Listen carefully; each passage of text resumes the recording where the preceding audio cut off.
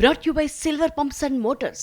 Top quality और consistent performance के लिए सिर्फ सिल्वर पंप्स नाम याद रखना। పశ్చిమ బెంగాల్లో రాజకీయ దుమారం. అప్పుడు ఆర్జికర్, ఇప్పుడు లా కాలేజ్. దీనికి సంబంధించిన బ్రేకింగ్ న్యూస్ మనకు అందుతోంది. లా కాలేజ్ క్యాంపస్ లో విద్యార్థినిపై లైంగిక దాడి జరిగింది.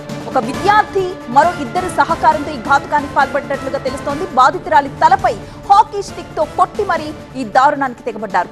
కాలేజీలోని సెక్యూరిటీ గార్డ్ గదిలోని ఈ కిరాతక చర్య జరిగింది. పెళ్లికి నిరాకరించింది అని ఈ దారుణానికి ఒడిగట్టాడు మోనోజిత్. ఘటనను సుమోటోగా స్వీకరించింది నేషనల్ కమిషన్ ఫర్ విమెన్. 3 రోజుల్లో నివేదిక ఇవ్వాలని పోలీసులకు ఆదేశాలు అందించారు. 3 నిందితుల్ని కూడా కోల్కతా పోలీసులు అదుపులోకి తీసుకున్నారు. ఆ 3 నిందితుల్ని 5 రోజుల పోలీస్ కస్టడీకి అప్పచెప్పింది కోర్టు. మమతా బెనర్జీ ప్రభుత్వంపై దుమ్మెత్తిపోస్తున్నాయి విపక్షాలు. మోనోజిత్ ప్రస్తుతం టీఎంసీ విద్యార్థి విభాగానికి దక్షిణ కోల్కతా జిల్లా ప్రధాన కార్యదర్శిగా ఉన్నాడు. అతడు లాయర్ గా పనిచేస్తూ ఇదే కళాశాలలో ఒప్పంద అధ్యాపకుడిగా కూడా కొనసాగుతున్నాడు.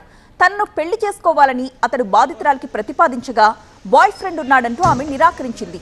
దాంతో ఈ దారుణ చర్య కొడిగట్టాడు.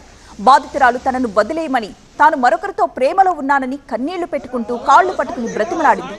ఈ క్రమంలో బాధితురాలు ఊపిరి తీసుకునేందుకు ఇబ్బంది పడగా తనకు ఇన్హేలర్ కావాలని ప్రాధేయపడగా తెచ్చిచ్చాడు కూడా. దీంతో కాస్త తేరుకుంది ఆమె. వారి నుంచి తప్పించుకోవడానికి అక్కడి నుంచి పరుగు పెట్టింది. అయితే కాలేజ్ ప్రధాన గేట్ దగ్గర ఆమెను అడ్డుకున్న నిందితులు సెక్యూరిటీ గార్డ్ గదిలోకి ఈడ్చుకుపోయారు. సెక్యూరిటీ గార్డ్ని బయటకు పంపించేశారు.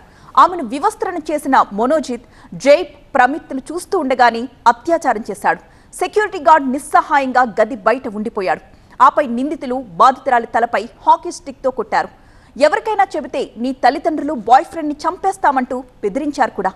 మరోపక్క నిందితుల్లో ఒకరైన మనోజిత్ టీఎంసీ విద్యార్థి విభాగ నేత కావడంతో రాష్ట్రంలో ఇప్పుడు రాజకీయ దుమారం చెలరేగింది. అధికార టీఎంసీపై బీజేపీ నేతలు తీవ్ర స్థాయిలో ధ్వజమెత్తుతున్నారు. అసెంబ్లీ ఎన్నికల ముందు ఆత్మరక్షణలో పడింది దీదీ సర్కార్. ఇక అత్యాచార ఘటనను టీఎంసీ కూడా ఖండించింది. ఘటనపై 3 రోజుల్లో నివేదిక సమర్పించాలని జాతీయ మహిళా కమిషన్ ఆదేశించింది.